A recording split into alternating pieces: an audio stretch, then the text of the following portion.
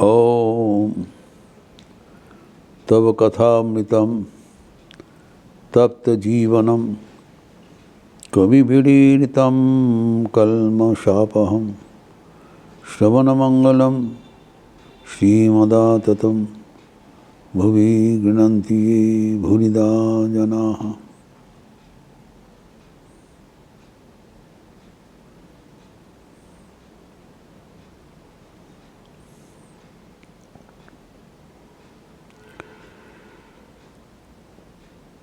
भगवान श्री रामकृष्ण के साथ मास्टर माशा एवं अन्य भक्तगणों का सत्प्रसंग हो रहा था एवं ठाकुर ने बताया संतुलित जीवन जरूरी। हम लोग इसके बारे में चर्चा किया। प्रथम, प्रकृति के साथ हमारा जीवन संतुलित होना चाहिए। लक्षणीय है प्रकृति त्रिगुणात्मिका है, सत्व रजस तमस का समष्टि।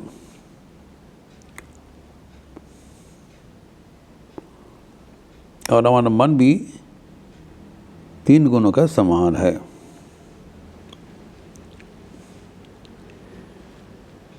जब शरीर की बात हो रहा है, हमें याद रखना चाहिए हमारे 5 शरीर है। एक है अन्नमय शरीर, इसके पीछे प्राणमय शरीर, उसके पीछे मनोमय शरीर, चतुर्थ विज्ञानमय शरीर एवं पंचम आनंदमय शरीर। तो 5 का साथ संतुलित होना चाहिए। प्रथम देखते हैं ये जो स्थूल शरीर है, जिसको अन्नमय शरीर कहलाता है, इसके पीछे जो प्राणमय शरीर और मनोमय शरीर है, ये अंगांगी युक्त है। प्राण की क्रिया है श्वास प्रश्वास। आश्चर्य रूप से देखा गया है, जब हमारा श्वास प्रश्वास संतुलित होता है तब मन भी शांत रहता है, एंड वाइस वर्सा। मन जब शांत रहता है तब श्वास प्रश्वास भी ना के बराबर धीरे धीरे होता है। और मन जब तनाव में आ जाते हैं, अचानक कुछ खबर आ गया,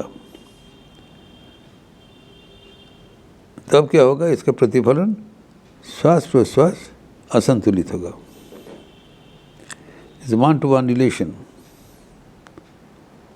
माइंड एंड ब्रीदिंग प्रोसेस। ये है हमारे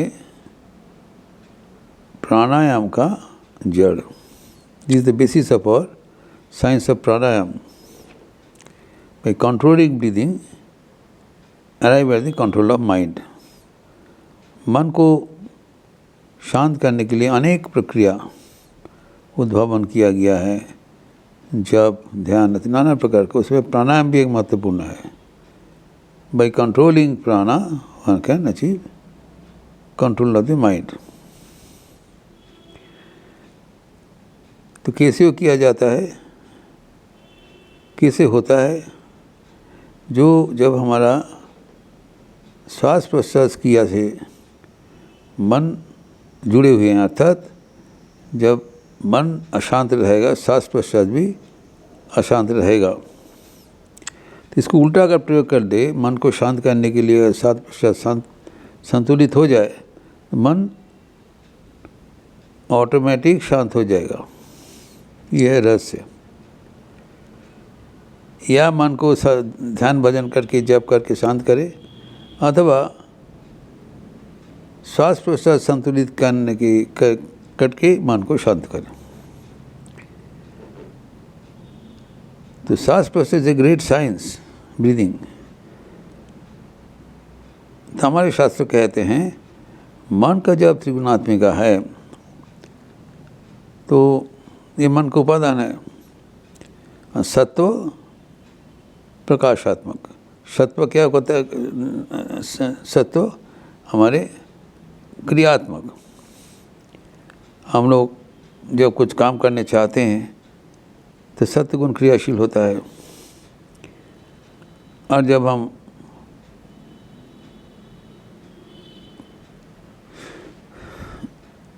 मन को आलस्य, जड़ता, मूढ़त इत्यादि आता है तब मन तम प्रधान हो जाते, एवं मन जब शांत रहते तब सत्वगुण का वृद्धि होता है। अभी ये तीनों अवस्था में हमारे श्वास प्रश्वास क्रिया बहुत ही विलक्षण हो जाता है। जब हम कर्मशील रहते हैं, जब रजोगुण प्रदान होता है, तब हम दक्षिण नासा से सत्व प्रश्वास लेते हैं। यद्यपि हमारे शरीर में दो करके है, जैसे कि हमारे कान दो है, तो दोनों कानों से हम एक साथ सुनते हैं। इसको कहलाता है स्टीरियोफोनिक इफेक्ट। जैसे आंखें दो है, दो आंखों से ही हम लोग एक साथ देखते हैं, इसको कहलाता है पिक्टोरियल इफेक्ट। वैसे ही हमारी दो नाक है, नासिका छिद्र है, उसमें से हम लोग एक साथ दोनों को इस्तेमाल नहीं करते हैं। इंटरेस्टिंग है, आइदर यूज वन और द अदर। जब मन क्रियाशील होता है, when mind becomes active physically, तब हमारा श्वास प्रश्वास अधिकांश दक्षिण नासा से होता है।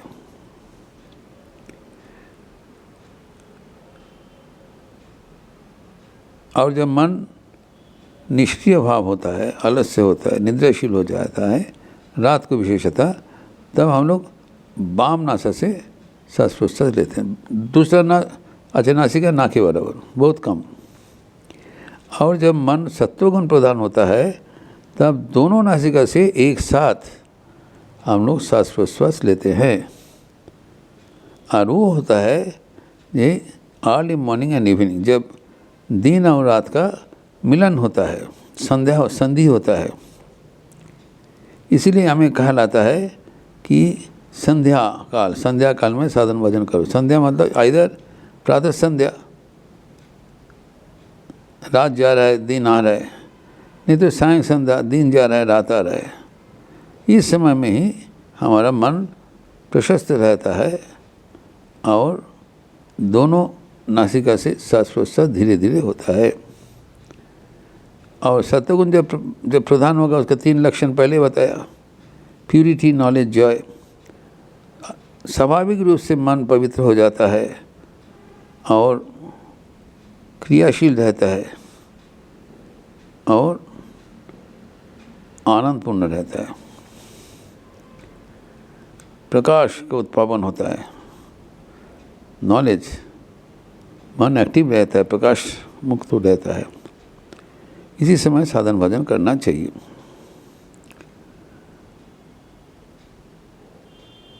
तो यद्यपि हमारा शरीर एक हमें प्राप्त हुआ है, इस शरीर को सही ढंग से अगर हम इस्तेमाल करें, तब यही शरीर भगवान लाभ करने के लिए हमें मदद करेंगे।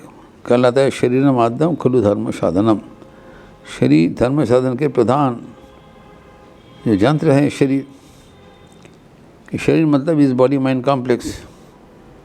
तो शरीर को हम स्वस्थ रखें, तब यही शरीर से हम ईश्वर को प्राप्त कर सकेंगे।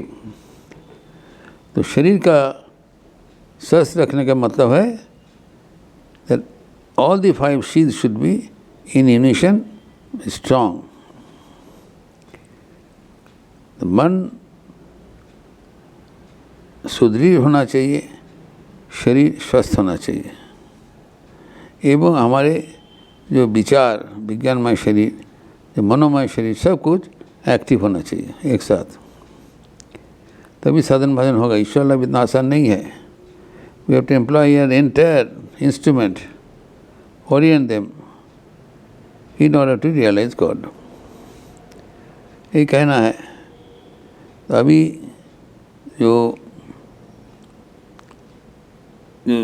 प्रकृति का जो देन है, उसको इस्तेमाल कर लेना चाहिए। अगर कोई भी हम समय में हम भगवान को भजन करने प्रयास करें, तो प्राथमिक जो प्रयोजन वो है मन को स्थिर करना। ना मन को स्थिर करने के लिए आप जो अर्थात आपको श्वास प्रश्वास संतुलित करना, ना श्वास प्रश्वास संतुलित होता नहीं, क्योंकि मन में नाना प्रकार का चिंतन आ जाता है। चिंतन आने से ही मन चंचल हो जाता है, तो श्वास प्रश्वास इसी तो शांत नहीं होगा। इसलिए कहा जाता है कि भगवान का कोई एक पावन नाम दोहराओ। जैसे दोहराते रहेंगे तो अपना मन धीरे धीरे एक बिंदु पर आ जाएगा, संतुलित हो जाएगा। और वही बिंदु में अगर भगवान को आराधना कर दिया जाए तब भगवान को आशीर्वाद मिलना बहुत आसान हो जाता है। दूसरे समय में बैठने भी इसी होगा, बहुत कठिन होगा। So you have to take advantage of the nature and its bio clock, which is affecting us throughout the day and night. तो ये हमारा मन को उपादान का जानकर कैसे उसको हमारे जीवन में इस्तेमाल करें, वो इस सांस प्रश्वास का माध्यम से हो सकता है। अर्थात शरीर को ईश्वर केंद्रीय करने के लिए श्वास प्रश्वास से संतुलित करना जरूरी। आइदर इट बिकम ऑटोमेटिक और यू डू कॉन्शियसली। और जैसे कि मन, हमारे याद रखना चाहिए, मन को शांत करना हमारे जीवन का लक्ष्य नहीं है। मन शांत हो जाने से उस मन में भगवान का छवि आराधना करना चाहिए। भगवान को प्राप्त करने के लिए हमें आगे बढ़ना चाहिए। लेकिन this is the outcome, automatic outcome on the way. तो फिर आगे जो मन को विचार होगा वो मन करते हैं। तो पहले ये ठाकुर का जो वाणी है, हमें याद रखना चाहिए कि हमारे शरीर मन को स्वस्थ रखना अत्यंत जरूरी। और शरीर को, जिसे यहाँ पर बताया, संतुलित होना चाहिए। शरीर के साथ मन को एवं प्राण को भी संतुलित करना जरूरी। अर्थात our breathing process should be in tune with the harmony of nature, and our mind also should be oriented towards God through this process. यह है जो फिर हमारे जो आहार के बारे में बताया। पहले तो निद्रा के बारे में हो जाए। जब एक तो साधन भजन के समय सुबह शाम होना चाहिए, ताकि उस समय मन एकाग्र होना बहुत आसान है। फिर जब शरीर को विश्राम देने का बात हो रहा है, जो निद्रा काल कहलाता है, तो कोई की प्रेफर करते रात, अधिक रात तक वो कर्म करे, पढ़ाई करे, एवं सुबह में थोड़ा लेट करके वो कत्लोत्थान करे। लेकिन इधर में जो बायो क्लॉक का जो प्रोविज़न है वह है अर्ली मॉर्निंग एंड इवनिंग। उस समय स्वभावतः मन रिसेप्टिव रहता है। If go stagger will be difficult, ये कहना है। इसीलिए हम देखते हैं संतगण बराबर अति प्रत्युष उठकर भगवान भजन के लिए प्रोत्साहित करते थे। ठाकुर के जीवन में भी है, एकदम अर्ली मॉर्निंग उठ के सबको उठा देते, माँ का नाम करो, क्योंकि उस समय सबसे प्रसिद्ध समय है। वो हम जानते हैं कि जब प्राथमिक जीवन में माँ शारदा नहावत में रहते थे और इधर में लक्ष्मी दीदी वगैरह भी रहते हैं ना, एकदम सुबह ठाकुर उठ जाएंगे और इन लोग को पुकारेंगे, चलो चलो माँ का नाम करो। कारण उस समय श्वास प्रश्वास संतुलित है। उस समय माँ का नाम करने से अति शीघ्र मन केंद्रीभूत हो जाएगा। तो जाड़े के समय में माँ कहते अरे अभी समय है, चलो बाद में देखा जाएगा, लेकिन ठाकुर फिर जो पानी फिरा देते हैं ताकि उठ जाए। इतना प्रयास किया कि ये सिर्फ साधन भजन हम लोग सभी व्यक्ति करते हैं, किंतु अगर प्रकृति की जो छूट है, जिस समय करने से बहुत आसानी से हम भगवान को नज़दीक पहुंच जाएंगे, वो भी साथ में रहना चाहिए। Then only our life becomes very very balanced. इसके लिए जो प्रकृति का जो जानकारी है वो जानते हुए हम अगले दिन चर्चा करेंगे। ओम शांति शांति शांति। हरि ओम तत्सत। श्री राम कृष्णार्पणमस्तु। कल श्री माँ शारदा देवी की 172वां जन्म जयंती। लखनऊ आश्रम में 8 दिन व्यापी विशाल कार्यक्रम 22 दिसंबर से 29 दिसंबर तक, एक रविवार से दूसरे रविवार तक। पहले तो कल मंगल आरती एवं विशेष चैंटिंग के उपरांत विशेष ऑनलाइन सत्प्रसंग है जगत जननी माँ शारदा, और दिन भर नाना प्रकार का कार्यक्रम है। आप लोग का सब स्वागत है। और कल का जो माँ शारदा का जयंती नाना प्रकार का प्रोग्राम आपको YouTube में दिया गया है, और फिर बीच बीच में घोषित भी होगी।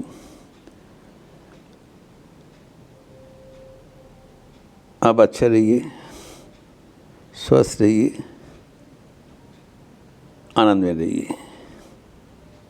विशेष सूचना, कल विशेष जप यज्ञ भी है सुबह से शाम तक। आप निर्धारित समय पर हमें इंडिकेट कर देंगे, आपका नाम हम लोग पंजीकरण कर लेंगे। नमस्कार।